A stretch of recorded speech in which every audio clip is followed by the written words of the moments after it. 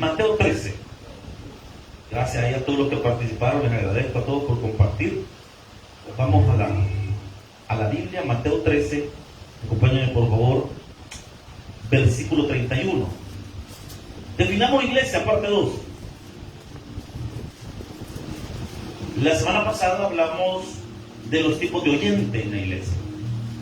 Y hablábamos que la iglesia está llamada a llamar a gente a que entre a la iglesia. O sea, ese es el llamado de la iglesia. La iglesia no es un club, la iglesia es un lugar donde la gente debe de llegar, y nuestro deseo como congregantes es que la gente conozca más de Dios. Hoy vamos a hablar de los efectos que tiene el Evangelio en los corazones de las personas, y quiero que le pongan mucha atención a esto, porque yo me sorprendo al leer esto y veo los efectos que tiene el Evangelio, que tiene la iglesia en la vida de la gente, la exposición a la palabra. Leamos la palabra, 13:31, ¿lo tenemos, iglesia? Dice la Escritura, en nombre del Padre, el Hijo y el Espíritu Santo, ahí sentadito. Otra parábola le refirió diciendo: el reino de los cielos es semejante al grano de mostaza que un hombre tomó y sembró en su campo. Padre, en el nombre de Jesús, te suplico, Señor, que nos hables al corazón. Gracias, Señor, por esta enseñanza de esta noche, que podamos entender que el Evangelio tiene un efecto transformador, Señor, y todo el que ha llegado a los pies de Cristo debe experimentar estas cosas que la palabra nos revela. Te lo suplicamos y te lo pedimos todo en Cristo Jesús. Amén y amén. Bien, hermanos, Mateo 13, recapitulando lo que hablamos la semana anterior, Mateo 13 habla del presente siglo, pero no en sí como Timoteo capítulo 4, que habla también del presente siglo, hablando de lo que acontece en el mundo, 1 Timoteo 4. Pero Mateo 13 nos habla de lo que va a suceder en la iglesia en el presente siglo. Aclaro que el presente siglo es el periodo de tiempo desde la muerte de Cristo en la cruz del Calvario hasta el rapto de la iglesia. Todo lo que acontece en este intervalo es el presente siglo. Y el Señor en Mateo 13 profetiza lo que va a suceder en la iglesia. Primero, la semana pasada vimos los tipos de oyentes que había en la iglesia. Y vimos que había como 7 tipos diferentes de oyentes en la iglesia. Hoy vamos a hablar de los efectos que la iglesia va a tener sobre las personas que se congregan. Vean lo que dice la Biblia, versículo 31. Otra parábola le refirió, diciendo: el reino de los cielos es semejante, ¿qué dice la Biblia? Yo quiero que le ponga atención a esta figura. El grano de mostaza es un ente chiquito. Y quiero que le ponga mucha atención a lo que sucede. Naturalmente, este grano de mostaza, al crecer, al ser sembrado, va a crecer y va a convertirse en un arbusto. No es un árbol. Naturalmente está destinado a ser un arbustito chiquito. Y quiero que le ponga atención a él. Y dice que un hombre tomó y la sembró en su campo, 32, el cual a la verdad es la más pequeña de todas las semillas, pero cuando ha crecido, ¿qué dice la Biblia? ¿De las qué? Y si nos acordamos de las clases de ciencia, ¿qué caracteriza a las hortalizas? Que son pequeñas. Que la mayoría de las hortalizas no se separan mucho del suelo. Y las hortalizas tienen tallos, no troncos. ¿Quién se acuerda de otra hortaliza? No, hermano, hay que repasar las clases de ciencia. La cebolla, por ejemplo. Ay, que no salen en palo las cebollas. No, hermano, no salen en palo. Las papas, exactamente. La yuca, zanahoria, excelente. Ya hicimos la tarea, hermano. ¿Alguna de estas es un árbol? No. ¿Y qué dice acá? Y se hace Bueno, o Jesús no sabía nada de agricultura, porque no existe un solo planta de mostaza que se haya hecho árbol en la historia. Entonces yo no creo que Jesús estuviera ignorando lo que estaba diciendo, ni mucho menos equivocado. Entonces, ¿qué es lo que está tratando de decir?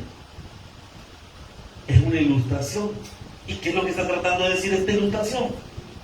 Que lo que el Evangelio va a producir es un cambio de naturaleza. Porque naturalmente esta hortaliza se va a quedar al ras del suelo. No tiene tronco, sino que tiene tallo. Es una hortaliza.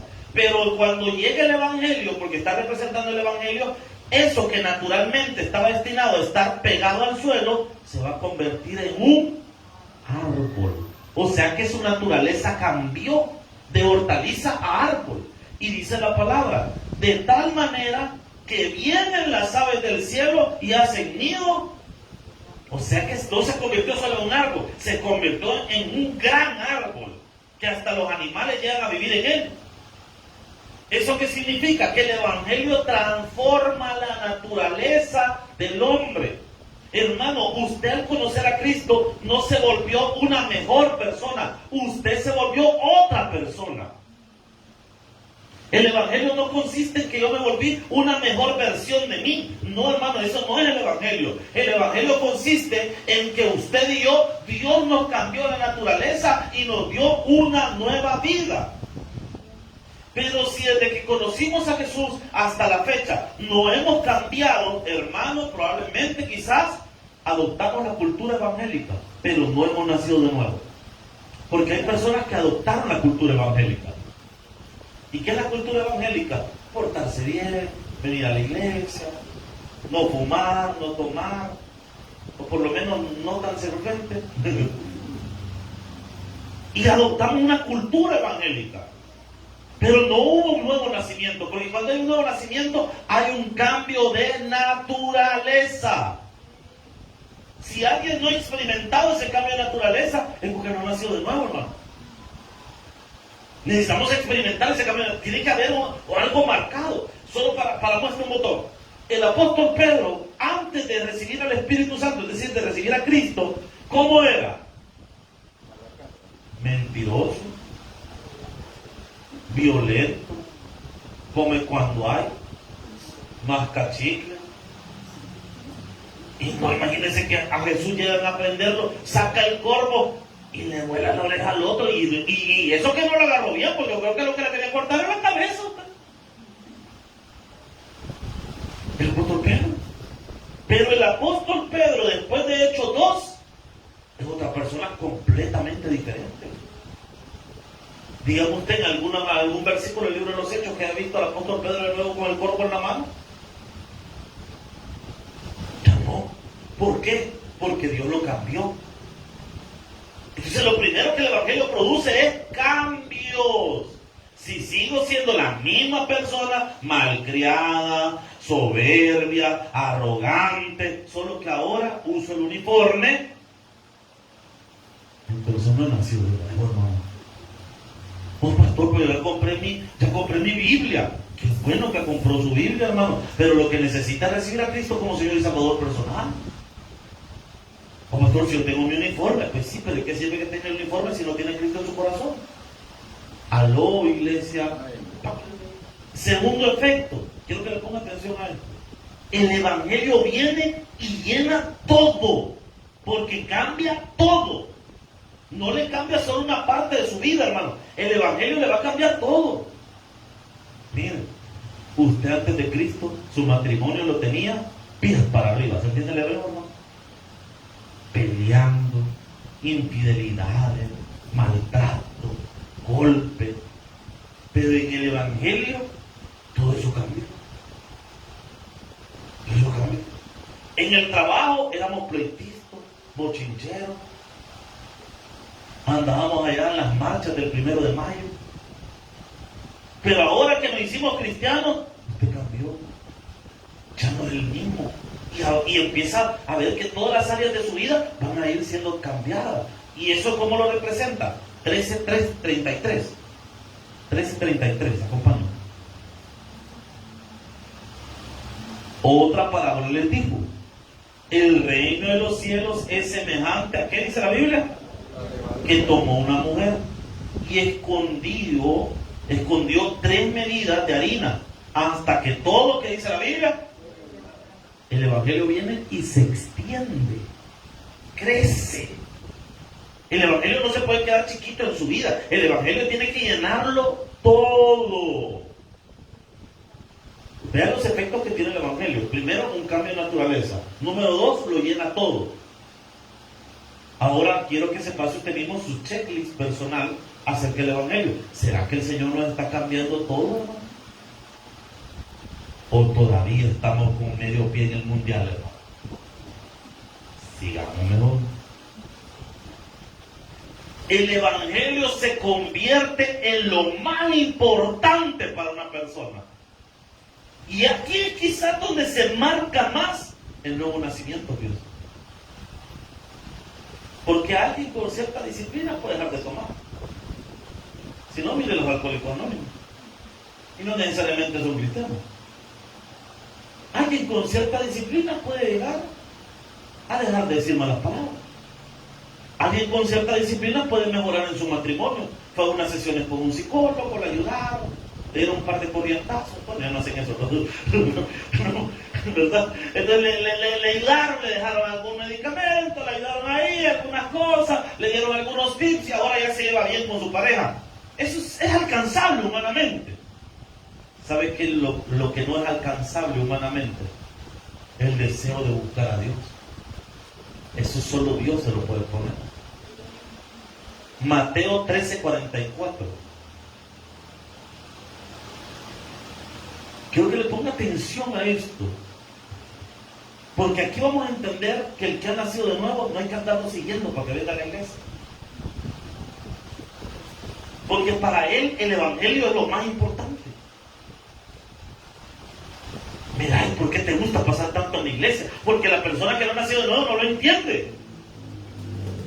Mira, ¿y por qué no estás en tu casa descansando, allá, durmiendo, allá, no sé, en el cine, haciendo cualquier... Porque es tu gana de llegar solo a la iglesia y que la iglesia y que la iglesia. Claro, alguien afuera no lo va a entender. Yo me recuerdo la primera vez que mi mamá se dio cuenta que yo iba a la iglesia. Yo tenía como un mes de estar yendo a la iglesia. Y yo, como siempre la hago, mi mamá ni sabía cuando yo me iba, ella no sabía que me iba. Pero de repente mi mamá me comenzó a ver que ya me peinaba. Porque yo andaba así, dejémoslo. Miren, y mi mamá de repente peinaba aquí y de repente ya me veía, miren, ¿para dónde es que vamos? Es que estoy yendo a la iglesia. Se quedó, espérate, ¿qué decir? No, si estoy yendo a la iglesia. ¿Y a cuál iglesia va? Al tabernáculo. Ah, y te dejan entrar. Sí, ya voy a empezar a servir. ¿A qué decir que voy a empezar? A servir. Y solo me recuerdo de esa palabra que me dijo mamá. Mira, está bueno que vayamos, pero no te vas a hacer de ojos que para toda la semana en la iglesia. Pastor, ¿me? ¿Por qué? Porque alguien que quizás no está en ese momento en la misma sintonía no le va a entender a usted. No lo va a comprender. Vean lo que dice la palabra, versículo 44. Además, el reino de los cielos es semejante a un tesoro escondido en un campo. Imagínense, hermano, que usted compra un terreno y encuentra un tesoro ahí. Yo sé que alguna vez en la vida todos lo hicimos. Sé que Dios ya nos cambió. Pero lo que le voy a decir, sé que alguna vez todos lo hemos hecho. Pocas veces quizás, o ya más recientemente en el Evangelio hemos cambiado, pero alguna vez cuando nos encontramos pistos en la calle, yo estoy seguro que más de alguna vez me confieso pecador, no pregunté de quién era, le puse el pie encima. Y yo sé que más de alguno de los que están aquí lo ha hecho alguna vez en su vida. Vio el billete ahí y calladito para no despertar sospecha. Cayó una moneda. Ahora yo sé que si usted ve un billete ahí, hey, ¿de quién es este billete? Yo sé que así usted preguntaría, ¿verdad? O bueno, eso espero, hermano, ¿verdad? Pero sé que todos alguna vez lo hemos hecho así. Entonces usted encontró algo y no, usted da 20. Y usted lo va y lo agarra porque encontró algo valioso. Mire, dice la Biblia que el reino de los cielos es semejante a un hombre que encontró un tesoro en su campo, el cual un hombre lo halla. ¿Y qué dice la Biblia que hizo? Y lo escondió de nuevo. Y gozoso por ello, va y vende todo lo que tiene y compra aquel campo. O sea, no me importa que me quede sin nada, pero yo quiero comprar esto porque yo ya sé que allí encontré un tesoro. Y don Inocencio, ¿y usted? ¿Porque quiere comprar este terreno? No. Si este terreno está bien feo, mire, si tiene quebrada, si este terreno no es plano, ¿y para qué lo quiero? No, yo lo quiero. Mire, pero que está caro, lo está comprando. Pero yo lo quiero. Es que mire, allá hay otro terreno más bonito que está La Paz. No, pero yo este quiero. ¿Y por qué quieres ese? Porque él sabe que aunque para los hombres no se vea atractivo, ahí hay un tesoro. Así es el evangelio, hermano. Para la gente quizás no sea atractivo una iglesia de este tamaño. Es que cálmate que vive en una gran mansión, pero está bien. No, no, sí que viene, verdad, bien chiquito, ahí pues tenemos aire. Entonces, mira, hermano, y puede ser que a la gente le parezca poco atractivo, pero usted encontró un tesoro. ¿Y qué es el tesoro? La palabra, hermano. El evangelio. Hermano, cuando usted encuentra un tesoro como el evangelio, usted va a hacer todo por ese tesoro. Y después lo dice en el catecismo. También el reino de los cielos es semejante a un mercader que busca buenas perlas. Que habiendo hallado una perla preciosa, fue, y aquí está de nuevo, vendió todo lo que tenía y ¿qué hizo? Es que el evangelio es lo que vale la pena, ¿no? Y estamos dispuestos a dejar cualquier cosa por el evangelio. Los apóstoles, ¿qué hicieron? Dejaron todo, y dejándolo todo, dice la Biblia, le siguieron. Pedro era empresario. Nosotros tenemos la idea que Pedro era pobrecito. Si era empresario, tenía una barca, usted. Y en aquel tiempo el que tenía una barca es porque tenía pisto. Como que me diga, tiene buses. Tenía plata, hermano. Y dejándolo todo, le siguieron. Nosotros lo leemos, pero en realidad, hermano, están tomando una decisión, pero de verdad, arriesgadísima. Dejándolo todo por seguir a Jesús. Mateo era cobrador de impuestos. Hermano, usted sabía que los cobradores de impuestos tenían pisto, hermano. ¿Por qué? Porque ellos, aparte de lo que cobraron el impuesto, le subían un poquito más y les quedaba para ellos. Ahora imagínense si usted viene en el Imperio Romano y le dice, vaya, usted le va a cobrar $1 a cada casa. Para los que no saben, Prado de Venecia está compuesto por 10,000 casas. ¿A $1 cada casa? ¿Cuánto es? Y digamos que usted viene y dice, va a ser 1.25 ahora. $1 para el imperio, 25 centavos para mí. ¿Cuánto cree usted que va a recobrar? Eso es lo que hacían los que recogían impuestos en la época de Roma. Ellos venían y Roma les decía, vaya, nosotros no tenemos que recoger tanto. Si recogen más, es tuyo. Por eso que los cobradores de impuestos vivían en casas gigantes. Tenían dinero, tenían plata, eran personas de poder. Por eso todo el mundo los odiaba. Porque todo lo que habían hecho, lo habían hecho a costillas del pueblo. No sé si me estoy dando a entender, hermano. ¿Dejaría usted un buen puesto por servir? No me responda, solo piensa. Digamos que usted está trabajando en una empresa y esa empresa le va a pagar 5,000 mensuales. Solo hay un detalle. ya no va a poder congregarse. Lo veo en línea, pastor.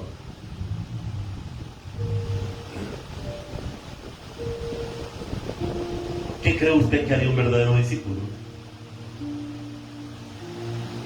No puedo. ¿Por qué? Es que, ¿cómo va a dejar a Jesús? Si eso es lo más importante para mí. El verdadero discípulo no va a dejar a Jesús por $5, hermano, por $10. El verdadero discípulo sabe que Dios le puede dar más. ¿Por qué algunos, como lo decía nuestra hermana Silvana mientras se exponía el verso de la ofrenda, por qué alguna gente viene y con tanta disposición da? Yo hablaba con un pastor amigo y me dice, mire, Dios ha puesto familias acá en la iglesia, hablando de la iglesia de él, que cuando el pastor dice, mire, vamos a tener tal proyecto, ya hay como 5 o 6 hermanos, pastor, ¿en qué podemos colaborar nosotros? Y hablamos, y uno dice, ¿y qué motiva a esta gente? Es que ya entendieron que en Dios siempre va a haber más. Bueno, yo me asombro cuando me he reunido con algunos empresarios que han dado bendición para la iglesia. Y me llama la atención en el caso de uno, que me llamó y me dice, mira, vos y yo no tenemos nada en común más que Dios. Es lo único que nos tenemos en común. Llevo 2 semanas que Dios me dijo que tenía que dar algo para tu iglesia. Una persona que dice, cumpleaños acá, que no tiene nada que ver con nosotros. ¿Quién hace eso? Dios, hermano. ¿Y por qué hay gente que le obedece eso al Señor? Porque saben que Dios les da más. Hermano, si tenemos que hacer sacrificios para venir a un culto, hágalo, hermano, Dios se lo va a recompensar. Ay, pastor, mira, que a mí me da pena, pero yo voy a trabajar, pero vengo cansado, pero vengo. Está bien, hermano, venga, porque ese esfuerzo, ese sacrificio, Dios se lo va a recompensar. Yo lo he visto en mi vida, hermano. Yo he venido a predicar aquí enfermo. ¿De qué no he venido a predicar enfermo? Un malestar de garganta que tengo como 3 días de tener, hermano, horrible. Con fiebre, con dolor. Pero yo digo, ¿y por qué voy a dar mi privilegio? Si mi Señor me ha dado tanto, ¿por qué voy a decepcionar yo a mi Señor? Yo le animo a usted, hermano, a que podamos ver que lo más valioso que tenemos es el Evangelio. Quiero que veas, Jesús marca la diferencia entre los que solo oyen y los que quieren ser discípulos. Versículo 47 del capítulo 13. Asimismo, el reino de los cielos es semejante a una red que echada en el mar recoge. ¿Qué significa? La iglesia es esa red. Y cuando el Señor jala la red, hace que entren todo tipo de peces. Mire qué pez tiene usted la paz. Mojarra, pastor. Este robalo. Boca colorada. Y arrojó todo tipo de peces. Aquí estamos todos los tipos de peces que el Señor quiso meter en esta red. Y hemos venido aquí porque Él nos ha traído. Si usted iba pasando, si usted de repente lo invitaron, o usted sintió el venir, como sea que haya venido, fue Dios quien lo trajo aquí. Y dice la palabra, versículo 48. Y una vez llena, es decir, cuando esté el fin del tiempo, del rapto de la iglesia, la sacan a la orilla y sentados recogen lo bueno en cestas y lo malo. Ese es el rapto de la iglesia. Y dice después, así será el fin del siglo. Saldrán los ángeles y apartarán a los malos de entre los justos y los echarán en el horno de fuego. Ahí será el lloro y el crujir de dientes. Estos son los que no han nacido de nuevo. Jesús les dijo: ¿habéis entendido todas estas cosas? ¿Y qué dijeron sus discípulos? Sí, Señor. Él les dijo: por eso, todo escriba docto en el reino de los cielos es semejante a un padre de familia que saca de su tesoro cosas nuevas y cosas viejas. Yo me quedé pensando en esa última parte, porque no la entendía. Bueno, entiendo la referencia al rapto que está ahí, que al final del siglo el Señor lo vuelve a repetir y dice que va a separar los que son de Él y los que no son de Él. Lo vuelve a rematar el Señor. Pero esto último yo no lo entendí, porque me parecía hasta una añadidura. Pero una traducción me ayudó a entenderlo, la nueva traducción viviente. No sé si lo podemos poner en la nueva traducción viviente. Ahí está, ahí por favor, siempre el 1351.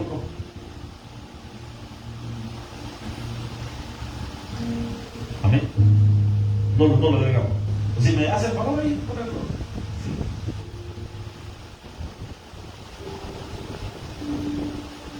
Dice, se lo voy a leer acá, lo que nuestro hermano lo pone. ¿Entienden todas estas cosas? Sí, le dijeron, las entendemos. Entonces, dice el 52, añadió: todo maestro de la ley religiosa que se convierte en un discípulo del reino del cielo es como el propietario de una casa que trae de su depósito joyas de a la verdad tanto nuevas como viejas. ¿Qué está diciendo el Señor? Usted pudo haber sido una persona con cosas buenas y cosas malas de su manera anterior de vivir, pero usted va a tomar los tesoros buenos y ahora los va a ocupar para el reino de Dios. ¿Cómo así? Si alguien en el mundo fue extremo para lo malo, hasta guerrillero anduvo peleando en los montes, hermano. Ahora en el Evangelio, esa misma disposición que tuvo antes para andar peleando por causas humanas, ahora va a tener la disposición, pero de pelear por la causa de Cristo. Amén. Oh, pastor, mira, la ciudad está aquí loco. Era loco, pastor. Agarraba el fusil y me aventaba. El Rambo me decía. Y ahora, ¿por qué no agarra su Biblia y gana almas? Amén. ¿Cómo es que allá en el mundo andaba en los karaoke el hermano? Hasta charro había sido. El chicharrón le decía. Que había andado en los jaripeos y había andado en el quedo volado hasta el lazo, podíamos seguir con todo volado. Está bien. Y ahora en la iglesia resulta que no puede ni cantar alabanza porque le da pena. Y ahí sentado, hermano, cante, le dicen de la paz. No, es que me da pena. ¿Y cómo es que antes allá podías echarte la rancherona y aquí ahora te va a dar pena? Aló, estamos acá, iglesia. Es que de lo bueno que tuvimos antes hay que seguirlo usando, pero esta vez para el evangelio, hermano. No, mira, pastor, que yo una vez estoy trabajando en un circo. Ay, claro, sí, era payaso, sopladito, me decían. El payaso. Ah, está bueno. Ahora, ¿qué tienen que hacer? Vayan con las hermanas de escuela bíblica, póngase la pintura, póngase el traje y vaya, hermano. ¿Cómo es que para el mundo tuvimos la actitud para hacer cosas así? Para el mundo, y ahora para Dios ya no. No sé si me estoy dando a entender, ¿no? ¿Cuántos somos disciplinados en nuestro trabajo? Responsables, estamos a la hora, cumplimos, hacemos las cosas que nos dicen, nos ponemos las pilas, pero para el evangelio no somos así. Y es ahí donde entra este contraste, y por eso dice la palabra, no lo digo yo. Todo maestro de la ley religiosa que se convierte, o sea, que ha nacido de nuevo de verdad, en un discípulo del reino del cielo, es como el propietario de una casa que trae de su depósito joyas de a la verdad tanto nuevas como viejas.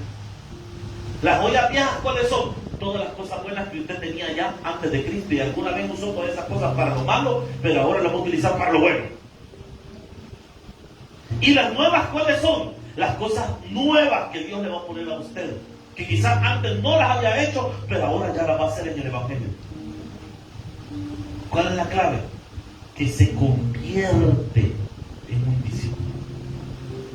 Usted no va a entender nada de esto, hermano, si usted no es un discípulo de Dios. Le va a parecer una religiosidad loca. Ay, es que eso es andar todos los días en la iglesia, eso es estar cantando alabanza, eso es andar leyendo la Biblia. Le puede parecer locura, hermano, pero le digo algo. Una persona que ha nacido de nuevo no solo lo hace, lo necesita. Por eso soy de la idea de que alguien que ha nacido de nuevo no hay que andarlo rogando para que busque a Dios. Él sabe que necesita a Dios. Y no solo lo sabe, lo necesita. Hermano, cuando yo no he estado orando porque hemos estado ocupados haciendo cosas de la iglesia, uno siente aquella necesidad de orar. Uno siente aquello como, es que no he orado. Cuando uno ha leído la Biblia, hermano, uno siente aquella necesidad. No he escuchado predicación. Yo me recuerdo en la iglesia en la que nací, nos pasaron a todos los ministerios de la iglesia, a servir en todos los ministerios de la iglesia. Y había un ministerio que a mí casi no me gustaba, porque implicaba estar afuera del culto. Todos los ministerios que te implicaban estar afuera del culto a mí no me gustaban. ¿Por qué? Porque yo quería estar en el culto. Y a mí me desesperaba no estar adentro. Y aquí es donde yo entendí esto, hermano. El que tiene el deseo de Dios es que ha nacido de nuevo. Y usted no se va a quedar tranquilo porque usted dice, no, es que no he ido, no he escuchado la palabra, necesito. Y usted va a sentir aquel vacío, aquella necesidad de sentarse y oír el Evangelio. Todos necesitamos de Dios, hermano. Y una muestra de que somos hijos de Dios es que lo buscamos en espíritu y en verdad. Fuerte aplauso al Señor. Vamos a ver. Señor, te damos gracias por esta noche. Gracias por hablarnos a nuestro corazón, Señor. Gracias porque tú estás con nosotros, Señor. Padre, oramos por los amigos, por los que no conocen a Jesús. Si hay alguien esta noche sin Jesús, queremos orar por tu vida, para que hoy lo recibas como tu Señor y Salvador personal. Señor, gracias por tu fidelidad. Señor, gracias por ese amor inagotable que tienes para con nosotros. Señor, llénanos de ti. Señor, te pedimos que nos ayudes. Llénanos de tu presencia, Señor. Y permítenos regresar el día de mañana a nuestro culto de milagros. Te lo pedimos todo en Cristo Jesús, nuestro Señor. Amén y amén. Regálale palmas al Señor. Dios me lo bendiga a todos, hermanos.